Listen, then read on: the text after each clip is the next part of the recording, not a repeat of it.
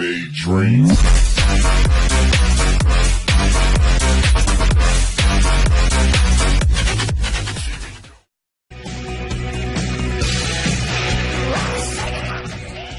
vamos a hablar de cosas interesantes, como siempre, ¿no? Me ha venido un sentido a mí que creo que es muy importante, y no lo has mencionado entre los 5 principales, el sentido del ridículo. Sí. Habría alguno que tendría que tenerlo. Y tanto que sí. Más desarrollado.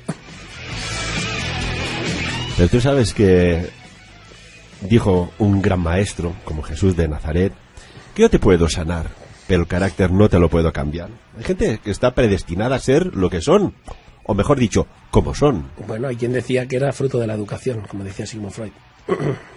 Y que somos todos como un lienzo en blanco que no se nos pinta poco a poco desde el mismo momento que nacemos. O la genética tiene algo que ver y estamos ya predestinados a tener un cierto tipo de carácter por nuestros genes. Aquí hay un detalle muy claro, ¿no? Y que estos temas del mundo de la genética nos apasiona también, Xavi. Y es que, por ejemplo, ¿no? Dos hermanos gemelos, y tienen caracteres absolutamente diferentes. Dice, ¿cómo puede ser, no?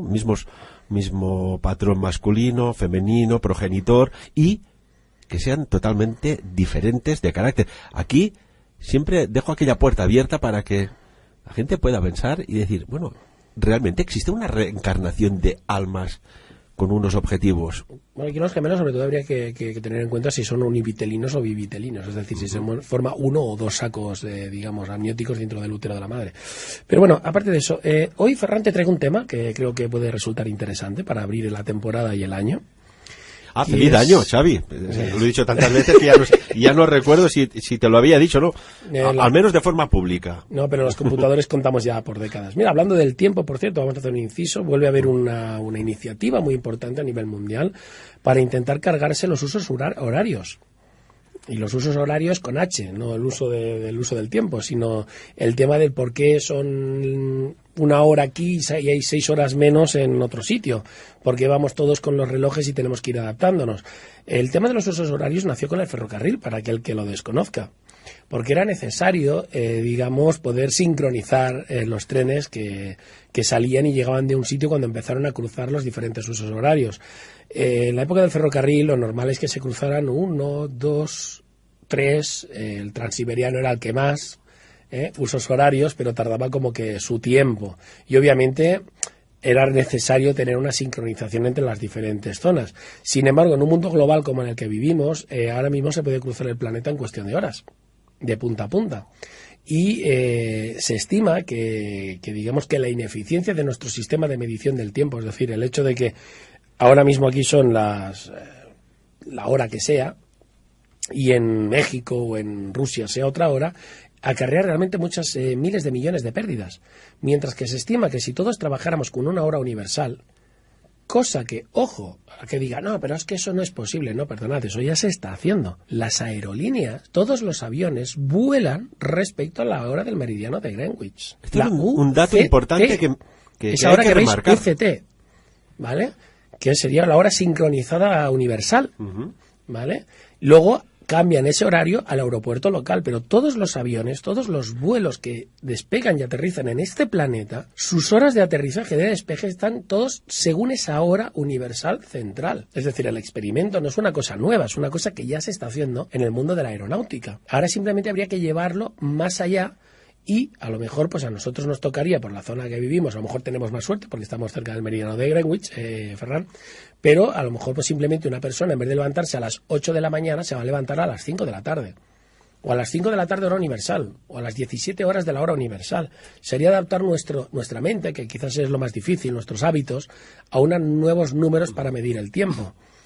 Eso es posible, quizás el reto está ahí, no tanto en llevarlo a cabo, sino en el cambiar estas costumbres de la humanidad, ¿no? Esta forma que tenemos de ver el mundo tan limitada. Y de esta forma limitada de ver el mundo es de lo que os quiero hablar hoy.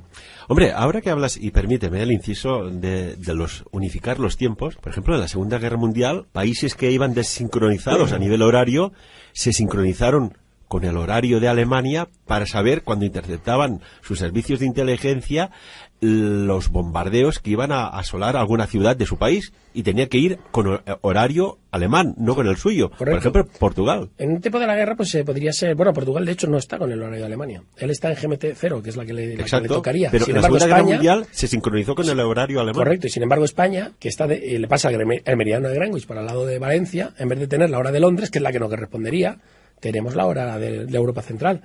Entonces, al día de hoy es práctico, ya no solo el hecho de tener usos horarios, sino que encima, pues como es el caso de España, estás en el uso que no te corresponde.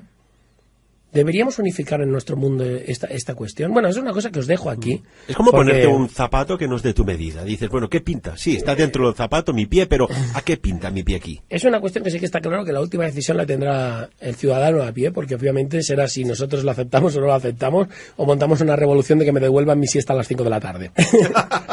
Pero bueno, vamos a hablar de lo que os quería hablar.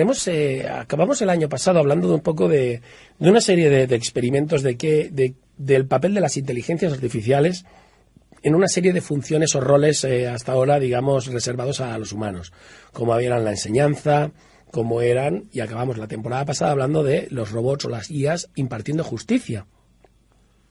Pues hoy quisiera irme justo al otro extremo, al arte. A principio de temporada mediana, si no recuerdo mal, Ferran, ya presentamos aquí incluso un fragmento de la primera obra o pieza musical creada por una inteligencia artificial.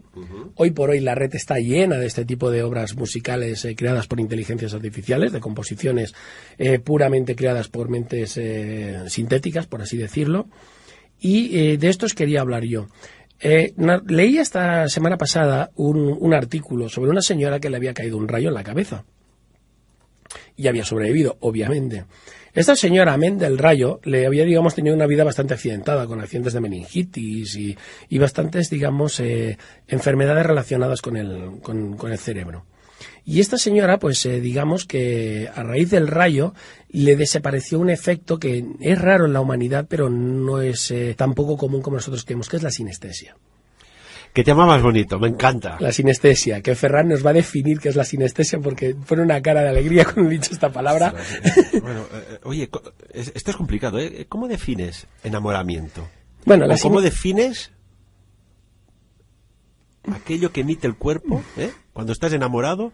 O, por ejemplo, cuando percibes tú olor a muerte.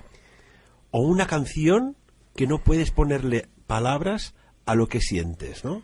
El tema de la sinestesia, la verdad es que la sinestesia sí. La podéis encontrar en internet, existe, no es ningún término esotérico, es una de las grandes asignaturas pendientes a día de hoy, de tanto de la psicología como de la neurociencia, ¿vale? O sea, no estamos hablando de parapsicología ni de nada por el estilo, neurociencia y psicología aplicada al ser humano.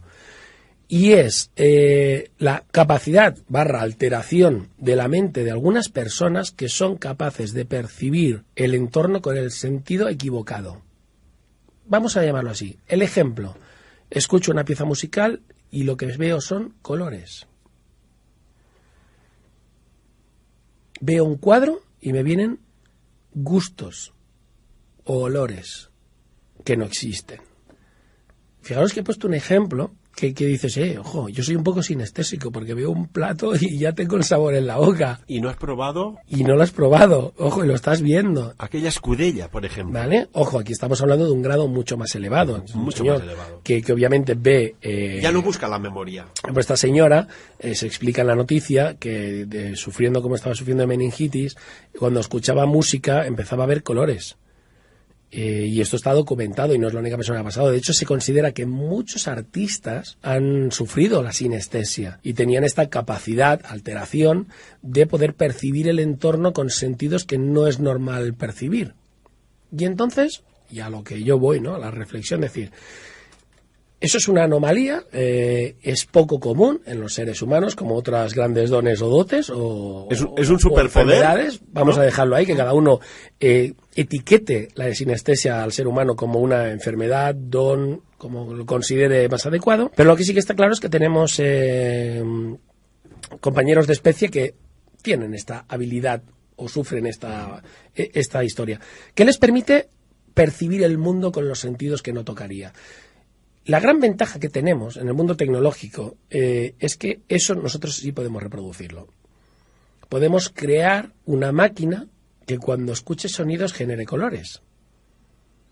Podemos crear una máquina que cuando vea colores genere sonidos.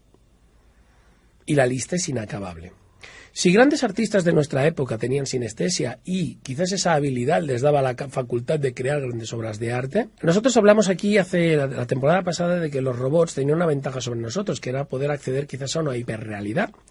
Porque el robot, gracias a la gran variedad de sensores que nosotros podemos dotar a una inteligencia artificial, podría ver nuestro mundo no solo en el espectro del infrarrojo, sino en el de los rayos ultravioleta, escuchar los ultrasonidos que nosotros no podemos, es decir, podría percibir un 200, 300, 400% más de lo que nos rodea. Pero si encima las máquinas tuvieran la capacidad de interrelacionar lo que nosotros llamamos los sentidos tradicionales,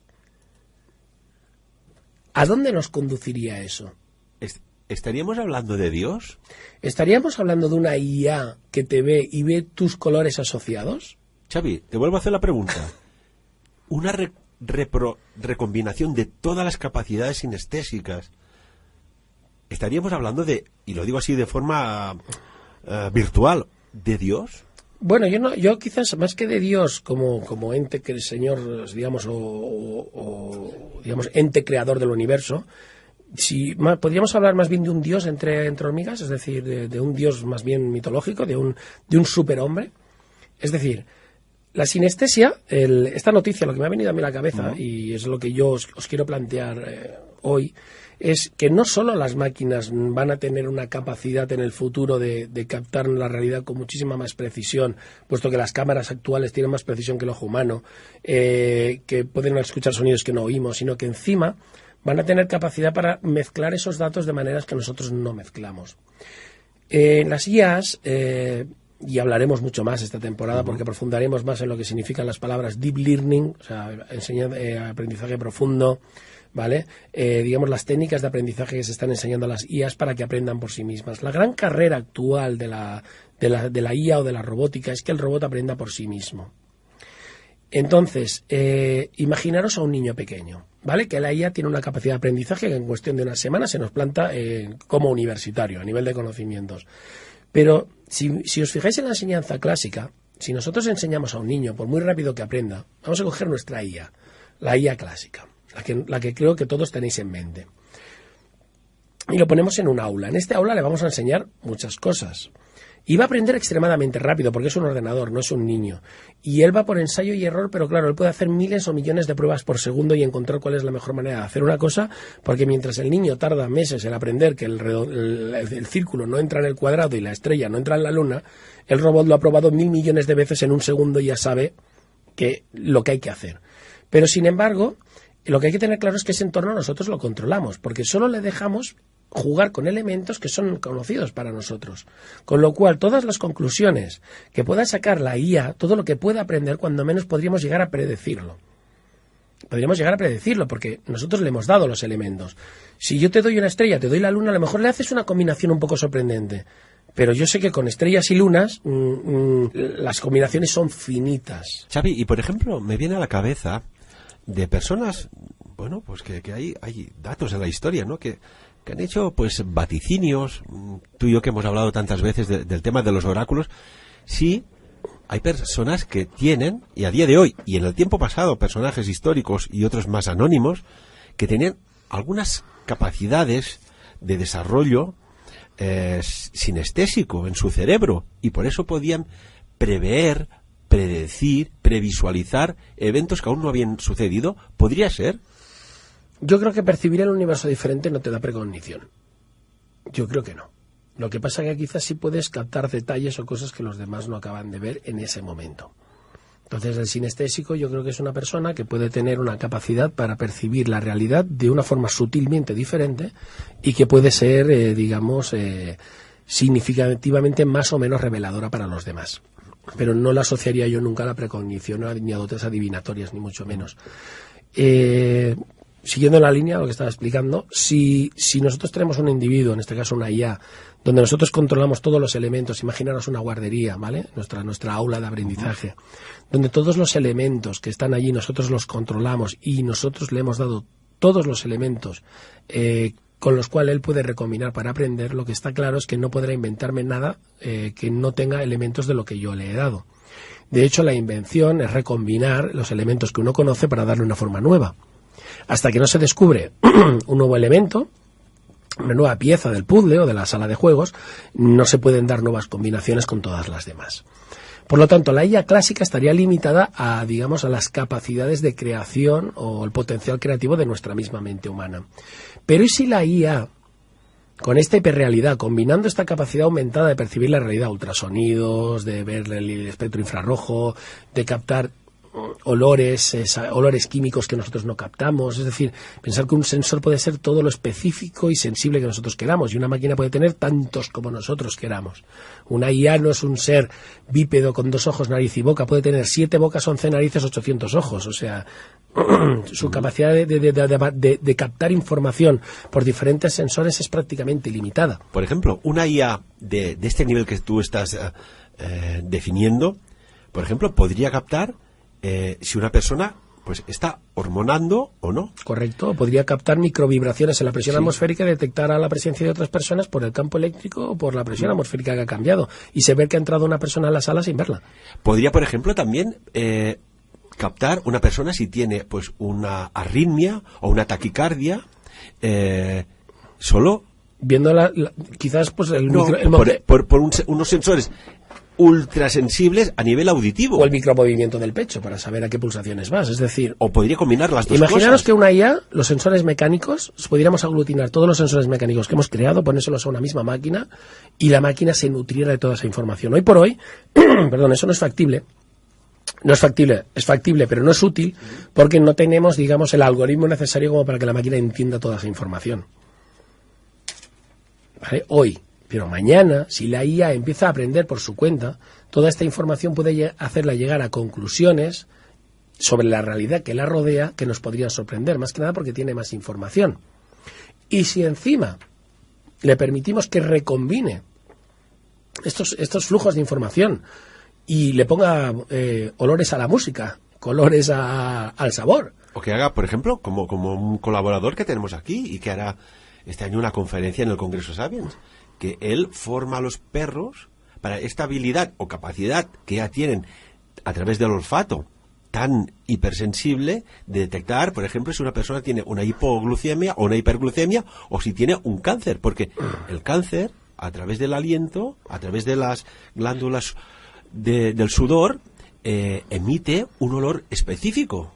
Claro, es que podríamos estar hablando de Dios, bajo un poco los escalones, del hipermédico. Nuestro ángel de la guarda. Por lo tanto, la máquina... Podría, por ejemplo, es que me inspiras, Xavi. Podría predecir, por ejemplo, decir, oye, hoy tú no coges el coche porque te has tomado ansiolíticos o porque has bebido alcohol o porque lo que sea, y tú tienes un riesgo de padecer y generar un accidente de tráfico de un 98%, que en condiciones normales sería, pues, no sé, de un 2%. Lo que sea. Es factible, claro. De hecho, la robótica, nosotros el objetivo blanco, vamos a llamarlo así, de la robótica, la IA, es ayudar al ser humano. Pero para ayudar al ser humano, el camino que se está tomando es de convertir a estas máquinas no en omniscientes, porque no lo van a saber todo, pero sigue con la capacidad de proceso que van a tener y la capacidad de captar información tan sutil como pueden llegar a tener, entender nosotros a las máquinas, porque aquí de lo que se trata no es de que la máquina simplemente trate al humano, lo entienda y nos ayude, sino de que, ¿y qué pasará en el momento que nosotros ya no entendamos lo que la máquina está pensando? ¿Qué pasará cuando la máquina, sus procesos internos, sus procesos de razonamiento nos parecen tan alienígenas que ya no nos atrevemos ni a tocar el código de programación porque no lo entendemos, porque llega a sus procesos? Sería como, por ejemplo, Xavi, si ahora intentáramos explicar lo que es un teléfono móvil a un romano del año 10 de nuestra era, por ejemplo? No, más difícil todavía. Te diría Más porque difícil. hay una parte de la robótica, de la informática, hay una parte de las carreras profesionales actuales que se dedica al análisis de los procesos de datos.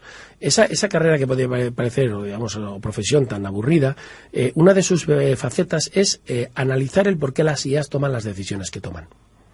Es decir, cogen una inteligencia artificial, la ponen delante de problemas, la inteligencia va haciendo, y luego hay un señor que tiene que explicar el por qué la IA ha tomado esas decisiones. Porque nosotros tenemos que entender por qué esa inteligencia artificial ha tomado esa decisión. Cuando la IA nos explica por qué ha tomado la decisión, por ahora nos da siempre elementos que nosotros entendemos, ¿vale? Porque entendemos pues obviamente que he tomado la decisión X porque aquello era de color rojo, la velocidad de aquel objeto era... Factores físicos que nosotros entendemos. ¿Qué pasará el día que la IA nos diga no he tomado esa decisión porque este señor olía a pescado y aquel cuadro me recordaba la Sinfonía de Bach? Por poner un ejemplo simple y un poco burdo, ¿no? Entonces yo, ¿qué analizo ahí? ¿Cómo lo entiendo yo? Si la máquina nunca tiene esa capacidad. A lo que viene toda mi disertación, dirá, bueno, Xavi, ¿dónde quieres ir a parar al final? Bien, muy sencillo. Los sensores mecánicos, digamos la programación, la IA, todas estas realmente lo que estamos fabricando, todos estos sentidos nuevos que le estamos fabricando a la nueva generación de ordenadores, van más allá de los sentidos humanos. Y mi pregunta es, y yo os la lanzo a vosotros porque esa pregunta hay que lanzársela al mundo entero. ¿Realmente necesitamos máquinas que nos tengan que ayudar, se supone, que tengan que percibir el mundo por encima de nuestras propias capacidades? ¿O esa persecución de dotar a las máquinas de una capacidad para, digamos, captar la realidad por encima del ser humano puede llegar a ser contraproducente? ¿Enseñar a la máquina más de lo que nosotros sabemos y podemos entender nos conviene o no nos conviene? Pensad que donde nos dirigimos es a crear máquinas que tomen sus propias decisiones. Pensad que ese es el objetivo final y no estamos lejos. Cada vez estamos más cerca. Y ahora el mundo parece ser que encima estas máquinas las quiere dotar de la habilidad de poder captar la realidad del mundo con mayor amplitud que nuestra propia capacidad. ¿Nos conviene? ¿Qué podría llegar a suponer? Eso es lo que yo me pregunto. ¿Qué podría llegar Aquí a que suponer? Nos gusta avanzarnos en el tiempo. ¿Qué puede llegar a suponer que exista esta posibilidad? ¿Cómo le enseña? Imaginaros que nosotros vemos en blanco y negro. Imaginaros que solo podemos ver blanco y negro, como los animales, como los perros. ¿Vale? Pocos animales ven en color. Y ahora tengo que hablar yo con mi IA y enseñarla lo que son los colores, cuando ella los ve todos. Y yo no. ¿Quién enseña a quién? ¿Cuánto tiempo tardará la máquina en darse cuenta que estamos equivocados? ¿O que no tengo nada que enseñarle? ¿Y si la máquina, esta inteligencia artificial, le ponemos ya Autónoma. autonomía, ve que no puede aprender nada de nosotros? ¿Qué puede llegar a suceder? ¿Le sobramos o nos ignoraría? No lo sé, pero la cuestión es, ¿necesitamos crear esa máquina? ¿Para qué? ¿Para quién? ¿Para qué? ¿Para qué y para quién? Porque una cosa está clara, sabemos que hay animales que tienen habilidades, por ejemplo, tenemos los peces martillo, me viene a la cabeza, que ese morro tan achatado que tienen, pues tienen unos biosensores que captan, digamos, la bioelectricidad que emiten los pequeños crustáceos que hay bajo la arena. Con eso los detectan y se los comen. Tenemos otros peces que a lo largo de la espina dorsal, a los laterales, tienen unas células muy específicas que sienten las pequeñas vibraciones en la presión del agua y eso les permite nadar en bancos y en formación y estar siempre todos alineados. Tenemos las brújulas internas de los pájaros migratorios, capaces de sentir el campo magnético terrestre y no perderse. Sabemos que tenemos animales que tienen unas capacidades... El murciélago, por ejemplo, el nivel sonar, auditivo. Correcto, el sonar del murciélago, ultrasonidos que le permiten ver su entorno a oscuras. Sí. Y incluso puede ver a través del oído, lo digo así, el revolotear de un mosquito a un montón de metros de distancia. Correcto. Entonces tenemos en el mundo animal muchísimos ejemplos de habilidades biológicas que Mira, otro que me viene a la cabeza, superan. Xavi, y permíteme, porque este programa es así de dinámico. Sí, no está ensayado, os lo aseguro. Como siempre, es lo que mola, Por ejemplo, tú tienes la hormiga reina en el hormiguero y, bueno, hay una coordinación perfecta. Controladas por feromonas. Sí. La hormiga reina la pones a 1 kilómetro de distancia del hormiguero y las hormigas saben lo que tienen que hacer, porque hay como una conexión invisible a nosotros, pero entre ellas es como un router wifi, pero tú matas la hormiga reina a ese kilómetro o más cerca y se desorganiza. Hay otras conexiones organizativas también. El mundo nos sorprende en este sentido, es decir, la biología, todos estos, digamos, superpoderes, que para los humanos serían superpoderes, ya los tienen. Pero yo voy a la misma pregunta otra vez. ¿Una IA realmente necesitamos que tenga eso? Pensar que lo que nos quieren colocar en casa, y cada día estamos más cerca, son robots humanoides con conexión a Internet que nos tienen que hacer de asistentes personales. Y no salga usted a la calle sin su robot. Eso es un poquito el objetivo del mercado. Pero es que encima estos robots se les va a dotar para nuestra protección y seguridad, y a mí es que estas palabras me da mucho miedo porque es que son el argumento de muchas películas de ciencia ficción donde la cosa suele acabar a tiros. Van a estar dotados de todo esto que tú dices, de sensores que pueden detectar si tenemos un paro cardíaco, si los niveles de azúcar no son correctos. Obviamente todos serán módulos que comprarás aparte, pero claro, el diabético se lo comprará con el sensor de módulo de azúcar, el que tiene propensión a los ataques cardíacos se lo comprará con el módulo de detección de infartos. Es decir, todo esto nos lo venderán por partes, pero obviamente el robot tendrá una cantidad de capacidades que serán a la carta. Incluso podrás llevarte el robot cazador que detecta por ultrasonidos al conejo detrás del cuarto árbol a la izquierda. Entonces, si el robot o la IA se tiene que convertir en una especie de extensión del ser humano, porque es un poquito hacia donde nos conduce, ¿no? Para realizar tareas complejas, peligrosas, estar jugueteando con el uranio en los reactores nucleares, realizar operaciones quirúrgicas extremadamente complejas, ¿en qué punto es más eficiente la máquina que el cliente? ¿Cuándo dejamos de ser útiles nosotros? Y lo más importante, en el momento que nosotros dejamos de entenderlas, en el momento que su programación no dependa exclusivamente y al 100% de nosotros, en el momento que solo haya un 1 o un 2% de la programación de la máquina que dependa de otra máquina que nosotros no entendemos por qué hace eso, esa será la primera piedra en un largo camino donde la máquina se convierte en realmente autónoma y deja de estar dentro de nuestro control. Entonces, y aquí es, digamos, el fin de todo mi discurso. Si nosotros lo que fomentamos es la creación de máquinas y todos los pasos que damos están encaminados a que la máquina pueda llegar algún día a ser totalmente independiente y no necesitar del ser humano absolutamente para nada, eso tiene muy mala pinta. Pero que muy mala. Pero la gran pregunta, porque yo cuando tengo una cuestión de estas en la cabeza, cuando yo me planteo estos grandes temas, digamos, éticos, filosóficos, cibernéticos, yo siempre me acuerdo como del anuncio de la abuela, ¿no? ¿Y para qué lo necesitas? ¿Y para qué lo queremos? ¿Realmente nos va a mejorar la vida tener este tipo de robots? ¿Nuestra vida como humanos va a mejorar estando rodeado de robots a nuestro servicio? ¿O deberíamos utilizar toda esta inteligencia artificial y todos estos recursos en informática y robótica para encaminarlos en otro sentido que haga nuestra vida mejor? Y que nos llevemos mejor, por ejemplo. ¿Qué es más épico? ¿Qué sería más importante para la humanidad? ¿Crear la primera inteligencia artificial autónoma con la que podemos conversar o acabar de una vez por todas con las guerras? ¿O ya damos por hecho que las guerras son intrínsecos en la naturaleza humana y lo otro es un logro científico y que hay que tenerlo sí o sí? Y entonces la máquina, que aprende de nosotros, entenderá que la guerra también es algo intrínseco al ser humano y tampoco está mal hacer una guerra de tanto en tanto. ¿Qué le vamos a enseñar a esa máquina? Y lo más importante, ¿qué va a aprender?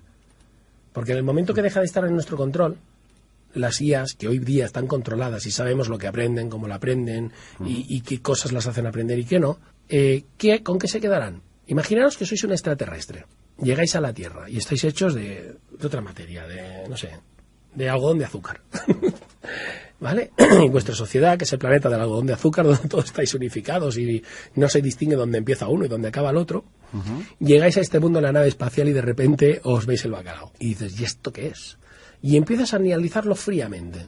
Imaginaros que tenéis que analizar la humanidad desde cero, sin deshaceros de vuestra educación, de vuestras creencias, de vuestros prejuicios, de vuestros conocimientos de historia y juzgar a la humanidad. Imaginaros que hacéis este pequeño juego de rol que tenéis que juzgar a la humanidad. Muchas obras literarias y de ciencia ficción ya lo han hecho. Ya lo han hecho. El Ultimátum a la Tierra, este remake donde sale el señor Keanu Reeves, de esta película mucho más antigua, donde ya se plantea este asunto, y digamos que una civilización tiene clarísimo que la Tierra no, la gente que hay no va muy bien. El señor Smith de Matrix lo tiene muy claro, somos un virus. Es decir, muchas obras de ciencia ficción ya nos comparan con una enfermedad, dicen que el planeta Tierra estaría mejor sin nosotros. Es decir, ¿se puede juzgar a la Tierra? ¿Se puede emitir un veredicto sobre somos buenos, somos malos, convenimos, no, qué es normal, qué no es normal? ¿Son las personas que luchan por tener una mejor sociedad y para que nos lleven bien las raras, o lo normal es el conflicto? Y este debate, aunque parezca una tontería, a los físicos también les ocupa, porque sabéis que yo siempre os vengo a hablar de ciencia. Lo normal en el universo, ¿qué es? La entropía, el caos. Las leyes de la termodinámica lo dicen muy claro. De hecho, los físicos dicen que los agujeros blancos, por ejemplo, no pueden existir. Y están dentro de la teoría de la relatividad de Einstein, teoría que ha sido parcialmente rebatida últimamente, pero no en su totalidad. Os hago de los agujeros blancos, no sé por qué, me ha venido a la cabeza, para que no lo sepas, lo contrario de un agujero negro. Un agujero negro, digamos que es una singularidad cuántica donde, digamos, la masa es infinita, la gravedad es infinita y todo es absorbido hacia ella. Un agujero blanco relativísticamente podría existir y sería en el espacio todo lo contrario. Sería un punto del que emana una cantidad de luz y de energía de forma infinita y constante que tampoco te podrías acercar, pero no porque hubiera una gravedad inmensa, sino porque la cantidad de materia que sale es tan grande que no te puedes acercar nunca. ¿Vale? Por así decirlo, explicado muy a grosso modo. De hecho, aunque viajáramos a toda velocidad hacia un agujero blanco, nos iríamos ralentizando hasta que nos pararíamos y el propio agujero blanco nos repelería hacia afuera. Agujeros blancos no se han visto todavía en el universo. No creen los físicos que existan. Sin embargo, han detectado hace poco un agujero negro que brilla, cosa que contradice lo que es un agujero negro, porque es uno de los menos masivos. La cuestión es, el universo nos demuestra que su estado natural es la entropía, es la desmembración, es la destrucción. Las estrellas se explotan, la materia se disgrega, el calor se pierde, la energía se disipa. Y aún así no sabemos dónde está el 95% de la energía, a la que llamamos energía oscura, ni tampoco de la materia. Pero bueno, por la parte que conocemos es esta. Si un ente extraterrestre, este señor algodón de azúcar que viene, que a fin de cuentas, si ya lo habéis pillado, el paralelismo lo estoy haciendo yo, soy la IA el día que me despierto. Soy la IA el día que yo me despierto, soy ese extraterrestre. Con todo lo que sé y todo lo que veo, pienso que el estado natural de las cosas es la entropía. Y los físicos me darían la razón. Entonces, hay una pregunta que siempre me has hecho y yo no he querido contestar, y hoy os la voy a contestar. Hombre, ya era hora, Xavi. Hoy os la voy a contestar. Después de tantos años de amistad, es un detalle. Te lo has preguntado siempre. ¿Las máquinas nos podrían llegar a destruir? ¿Las máquinas nos podrían, como en Terminator, podrían llegar a acabar con nosotros? La máquina, la primera... O peor aún, ¿nos podrían enjaular? Yo creo que no. Yo creo que la máquina, su primera conclusión lógica es que para ayudarnos, por lo tanto, a acelerar el proceso de evolución humana, tendría que ayudar a nuestra propia destrucción. Si analizáis fríamente el mundo y el universo en sí, el estado natural de las cosas es la entropía. Construir, ordenar, va contra las leyes de la física. Eso es lo difícil. El robot, la primera conclusión que probablemente llegara después de coger todos los mensajes, los tweets, las páginas web de toda la internet, de conocer toda la información de la historia de la humanidad y conocer el universo, si nos tiene que ayudar a algo, tiene que ser a nuestra propia destrucción. Porque no hay otra solución, según, obviamente, es mi pensamiento personal. Es mi pensamiento personal. Por lo tanto, yo ya os lo digo, me alineo fervientemente con el señor Stephen Hawking y con el señor Elon Musk, y os digo, ojo con la IA, porque sí, creo que la IA, si no la construimos con cuidado, causará la destrucción a largo plazo de la humanidad, ya sea por sustitución, porque serán mejores que nosotros, ya sea porque nos ayudarán a destruirnos, porque pensarán que es la única consecuencia lógica a la que puede llegar la humanidad, ya sea por omisión de ayuda, diciendo van a haber grandes males, no nos los van a decir porque total, ¿para qué? ¿Podrían actuar de forma exclusiva? Y me explico. Ven que hay unos seres orgánicos vivos que actúan en contra del soporte en el cual viven, que es el planeta Tierra, que continuamente están contaminando mares, ríos, sacando los recursos naturales, talando bosques. Por exclusión lógica, esto es lo primero que harían. Yo ahora me voy a las frases del arquitecto, no se le diré correctamente. La primera pregunta te parecerá la más importante, pero es la menos relevante. De Matrix. Cuando tienes una IA, cuando el ser humano crea aquella inteligencia artificial, la que vamos a considerar más lista que nosotros o con más capacidad para... La primera pregunta que le haríamos, ¿cuál es? ¿Dios existe? Seguro. Todas las obras de cine. Esto es indiscutible. ¿Pero qué es Dios? Vale, y es otra cosa. Eso es otra cosa. Pero seguro que le hacemos esta pregunta. ¿Dios existe? Yo le haría otra pregunta. ¿Tiene una solución positiva a la ecuación de la vida humana?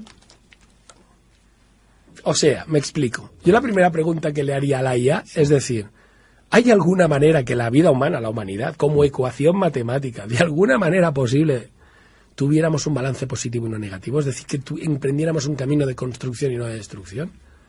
Porque lo único que hemos demostrado hasta el día de hoy, si miras la historia de la humanidad, aparte de darnos 4 garbeos por aquí, por la magnetosfera, y ir al Piedrolo, esto de aquí al lado, que llamamos Luna, ha sido superpoblar la Tierra, esquimar los recursos, seguimos batallando, creando armas cada vez más destructivas, con capacidad para aniquilarnos a nosotros y todo lo que se menea, y seguimos a nivel de derechos, libertades y, digamos, relaciones sociales, pues quizás peor que en la época romana en algunas cosas, mejores en otras, pero sobre todo habiendo desigualdades y pobreza por todo el mundo. Y conflicto religioso, con lo cual, a priori, nuestra casa no está muy ordenada. Esa ecuación, que ahora mismo parece estar bastante... ¿Tiene solución positiva? Esa sería mi pregunta a la IA, porque si la IA me contesta que no, ¿creéis vosotros que un ordenador, sabiendo que no puede haber respuesta positiva, que la ecuación no va a dar nunca más de 0, merece la pena o va a hacer algo para que la ecuación sea positiva? Si sabe que no puede dar positivo, ¿ha llegado a esa conclusión? Los humanos tenemos una cosa que se llama esperanza.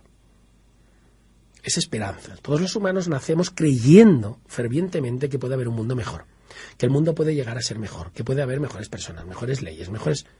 Pero la esperanza, ¿cómo la codificas en código máquina para que la tenga una IA? Cuando además es ilógica la esperanza. Estaríamos hablando de un elemento sinestésico, ¿no? Como antes. Xavi, tenemos que ir a la publicidad.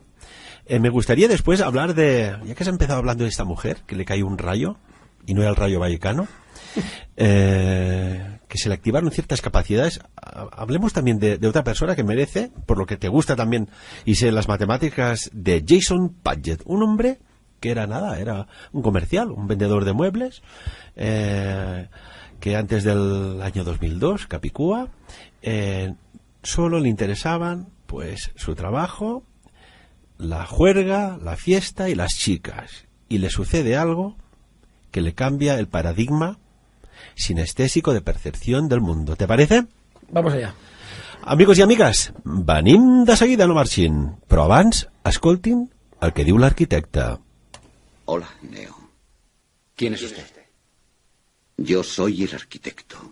Soy el creador de Matrix. Tienes muchas preguntas y aunque el proceso ha alterado tu conciencia, sigue siendo indefectiblemente humano. Ergo, habrá respuestas que comprendas y habrá otras que no. De igual modo, aunque tu primera pregunta tal vez sea la más pertinente, es posible que seas consciente de que también es la más irrelevante. ¿Por qué estoy aquí? Tu vida solo es la suma del resto de una ecuación no balanceada, connatural a la programación de Matrix. Eres el producto eventual de una anomalía que, a pesar de mis denodados esfuerzos, no he sido capaz de suprimir de esta armonía de precisión matemática. No ha respondido a mi pregunta. Muy cierto. Eres más rápido que los otros. ¡Quiero salir! Matrix es más antiguo de lo que crees. Yo prefiero datarlo desde que aparece una anomalía integral hasta que surge la siguiente, en cuyo caso esta sería la 6ª versión. 3. Solo hay 2 explicaciones posibles. O nadie me lo dijo, o es que nadie lo sabe. Exacto. Como sin duda estarás deduciendo, la anomalía es sistémica y por eso crea fluctuaciones hasta en las ecuaciones más simplistas. No puedes obligarme a nada. ¡Te voy a hacer pedazo! ¡Lo que quiera! ¡Puedo decir lo que me pase por controlarme! ¡Viejo capullo blanco! Elección. El problema es la elección. Creus que ho saps tot? Què saps? Quina és la realitat que t'envolta? El futur està escrit? El passat és com l'han explicat? A Sapiens us mostrarem una porta i tu decidiràs si creure-la o no. Sapiens, un programa que tractarà l'enigmes i misteris de la geopolítica econòmica social, la exopolítica i la ultratecnologia. Sapiens, de dilluns a divendres de 3 a 4 de la tarda. Programa dirigit i presentat per Ferran Prat. A la generació de la realitat virtual, no descuidis el món real. Hola, família, ja sóc aquí. Cobreix els imprevistos del dia a dia amb Financera d'Assegurances. Tots els imprevistos. Llar, vehicles, per robatoris, sinistres, incidents. Perquè el dia a dia és la realitat. Financera d'Assegurances. Més de 40 anys d'experiència i professionalitat. www.e-financera.com. Financera d'Assegurances. Prevenir és assegurar-te.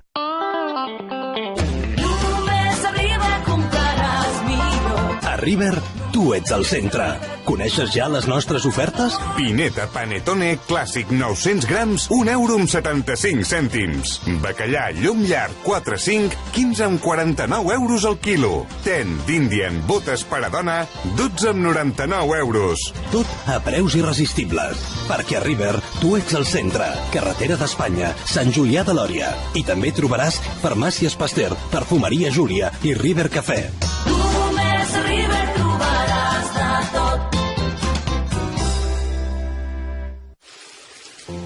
Us espero a la meva consulta privada de tarot, on us puc donar orientació i consell a les vostres dubtes i inquietuds. També trobareu joies i talismans personalitzades amb l'energia còsmica i l'energia de protecció, la màgia del cel i de la terra a les vostres mans.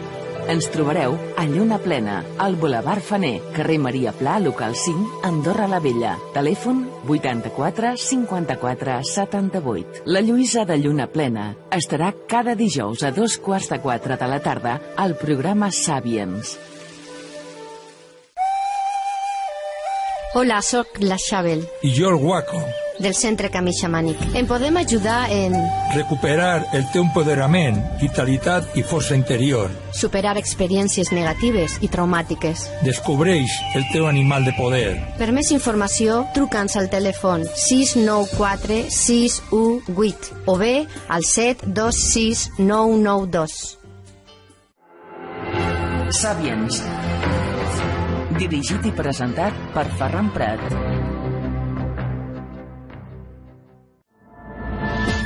El món que tu somies sense límits en pintures, art i decoració. El futur que no imagines, descobreix-lo a les notícies tecnològiques de Sapiens. Pintures, art i decoració patrocina aquest espai. Nebuloses de tots els colors. Galàxies de llum. El món que tu somies sense límits amb pintures, art i decoració. Un univers de pintures, estucs, rotulació, vernissos. Truca'ns al 328 027. Pintem sense esperes, a preus sense competència. Art i decoració, pintura decorativa. Y seguimos aquí, seguimos conversando con Xavi Cerro. Xavi, estamos hablando de las inteligencias artificiales, estamos hablando de las capacidades sinestésicas y hay una persona que, bueno, merece que le dediquemos unos minutos. Un hombre que, como decía al principio, ¿no? Un hombre que era comercial del sector del mueble, y bueno, pues una persona normal, ¿no? Le gustaba pues lo típico, ir de fiesta, las mujeres, para aquí, para allá, nada, una persona pues normal. Resulta que una noche en una de sus juergas, al salir de un karaoke, pues le pegan una paliza pero brutal. Cual cosa le provoca una grave contusión, algo que inicialmente pues pintaba mal. Resulta que algo se le sacudió a nivel neuronal, a nivel de la materia gris. Algo sucedió que se le había convertido su cerebro en un cerebro de un genio matemático. ¿Qué te parece? ¿Qué diferencia el cerebro de un genio del de un no genio? No vale así, no llamamos tonto, ni mucho menos, ni una persona normal. De un no genio. ¿Cuántas células tiene un genio? ¿Tiene más? No. ¿Utiliza más partes del cerebro? No. ¿Qué es lo que diferencia una persona como este señor? Este señor, vamos a ampliar un poquito, porque algunos se habrá quedado pensando, bueno, y este señor, vale, le anda la paliza, le anda un golpe y es un genio, ¿pero en qué? Es un genio viendo patrones. Patrones matemáticos. Patrones matemáticos. Este señor es capaz de ver cualquier cosa en la cadena del váter y encuentra la proporción áurea de las distancias de los eslabones. Xavi, acabas de mencionar la proporción áurea. Sí, por ejemplo. Que es la proporción del número de Dios. Bueno, sí, así está considerado clásicamente. O ver, un edificio y ver que el teorema de Pitágoras está ahí perfectamente representado. O ver, una serie de Fibonacci en cualquier sitio, ¿no?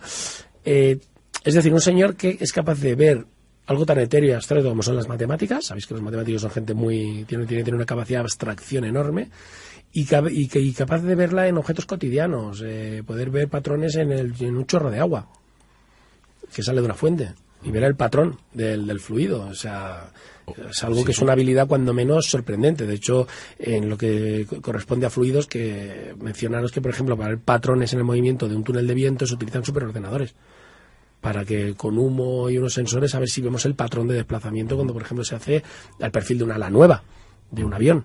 Pues este señor es capaz de verlas a simple vista, como el que dice, con lo cual es un don que, aunque parezca irrelevante, dices, ojito, que lo podéis hacer tú y un superordenador. No hay mucha más gente que pueda hacerlo.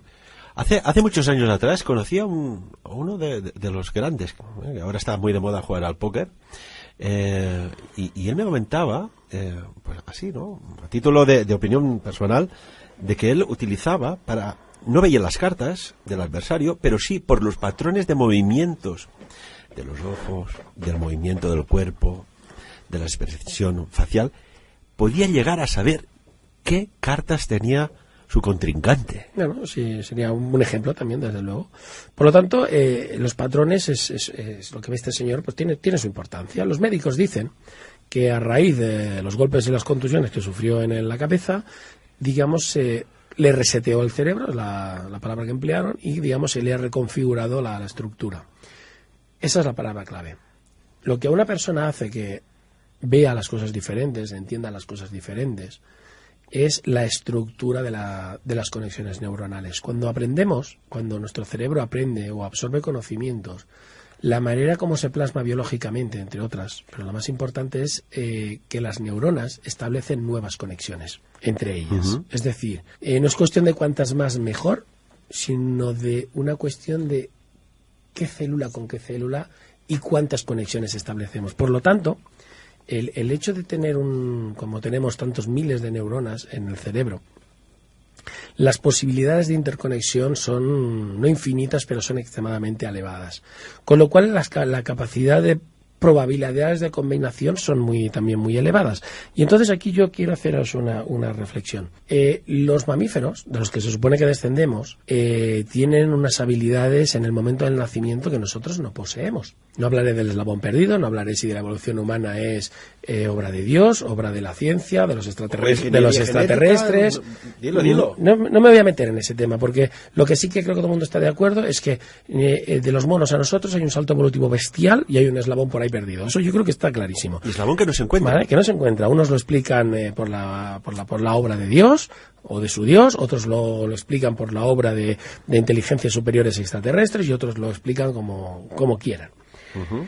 Por lo tanto, lo que sí que está claro es que tenemos un eslabón perdido y eso nos da un cerebro, parece ser superior, pero sin embargo hay un desapego. Si fuera una evolución si hubiéramos cogido el cerebro de un mono, de un chimpancé, incluso de un león o un caballo, y lo hubiéramos hecho un tuneado, ¿vale?, para hacerlo mejor, yo creo que como mínimo hubiéramos retenido las habilidades de todos los mamíferos, que es ponernos en pie o gatear al cabo de 2 horas de haber nacido y buscar la teta para mamar. Y un ser humano está comprobado que, pare y como no le cuides inmediatamente, ese bicho no sirve para nada. Con lo cual, una de las grandes enigmas que yo siempre he visto en mi vida, es muy personal lo que os estoy contando, de que me refuerzan mi creencia en ese eslabón perdido, de que hay algo que nos perdemos ahí. Por esa incapacidad y esa diferenciación que tenemos con los mamíferos superiores de este planeta. Sin embargo, lo que parece ser que tenemos es una mente, por así decirlo, en blanco. Ya hablamos de que el consumo del cerebro de los niños es hasta 2 y 3 veces superior al de un adulto, que está como con turbo, que puede llegar a tener un consumo de alimento y de energía brutal porque está en la fase de aprender. Y que el ser humano parece ser que tenemos como un cerebro, eso pensaba Sigmund Freud al menos, en el que podemos impregnar cualquier tipo de conocimiento. Entonces mi gran pregunta es, si nuestro cerebro teóricamente no tiene límites, y si las células cerebrales tardan tantísimo en envejecer, ¿por qué estamos tan limitados a la hora de adquirir conocimientos realmente? ¿Estamos capados? ¿Tiene limitaciones nuestro cerebro? Grandes traumas como un rayo, un golpe en la cabeza o las anomalías traumáticas en el cerebro, que mucha gente se ha despertado en hospitales hablando idiomas que no conocía. Hay muchos casos. Muchos casos. Sabiendo cosas que no sabía. ¿Están latentes en el cerebro y están, por así decirlo, restringido el acceso por algún motivo? Punto importante que acabas de tocar. Por ejemplo, un profesor de la Universidad de Harvard, como William James, ya decía en un trabajo de investigación, que aquí tocamos mucho el campo de las energías, las sutiles y las menos sutiles, The Energies of Men, que solo aprovechamos una pequeña parte de recursos mentales y físicos. ¿Qué quiere decir aquí? Que estamos como un limitador de volumen, que aunque tú le des más caña, no puedes pasar de unos decibelios. Que a menos que no ocurra algo grave en el cerebro, no obligas a una reestructuración y que eso a veces eventualmente te permite acceder a áreas del cerebro que normalmente están bloqueadas. Porque yo entiendo que una persona... Sí. Y ahora, permitidme que os traslade muy rápidamente un poco mi lógica. Yo entiendo que una persona se dé un golpe y de repente una habilidad que tenía olvidada pero relacionada con la supervivencia, encender fuego, subir a un árbol, distinguir las plantas, de repente la recuerde. Y puedo creerme que la memoria genética te la tenía ahí guardada, ¿vale? Y simplemente al no ser necesaria ha quedado como un poco relegada a los archivos basura y de repente por culpa de un trauma accedes. Pero que yo me levante hablando sumerio o me levante hablando chino mañana, eso sí que te os aseguro yo que no me lo creo.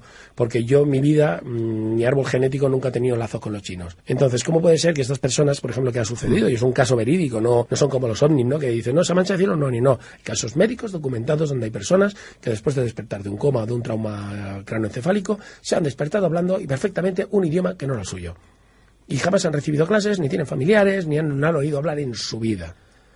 Entonces, la cuestión es, ¿cuánta información hay guardada en nuestro cerebro y a la cual no tenemos acceso? Si eso es así,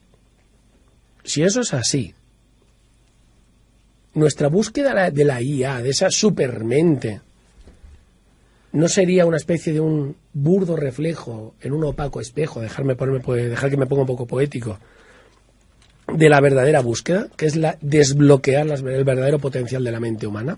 Buscamos crear una mente mejor a la nuestra porque va a ser más fácil crear a nuestro mono asistente más listo que nosotros, porque lo difícil y el verdadero camino que creo que tenemos que emprender como humanidad es desbloquear el potencial de nuestra propia mente, si es que podemos. ¿Has dado con uno de las claves ocultas de la humanidad, Xavi? ¿Somos más listos realmente cada generación que pasa? ¿Somos más listos que los romanos? ¿Somos más listos que la gente de la Edad Media? Y digo listos, no que tengamos más conocimientos. ¿Nos ha hecho mejores como sociedad entender mejor nuestro mundo? En la época en que Dios era el centro del universo, o la Tierra el centro del sistema solar, había una serie de sociedad.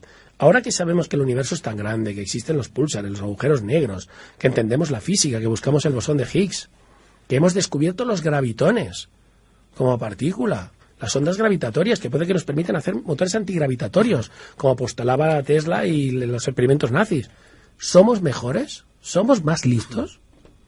¿O simplemente sabemos más? ¿Y qué vendrá a aportar la IA en este panorama? ¿Es la verdadera búsqueda? ¿Es el verdadero esfuerzo? Se habla mucho de la conexión. Esto es un dato importante que acabas de revelar, Xavi, fruto de estos diálogos que tenemos aquí en los Sapiens. Tenemos que dar con un bate todos en la cabeza a ver si se nos reactiva algo. No lo probéis en casa. No lo probéis. Dejadlo solo a profesionales. No, exacto. Hombre, de hecho, fíjate, tú vas por el bosque normalmente y no hay wifi, ¿no? Pero allí encuentras tu mejor conexión.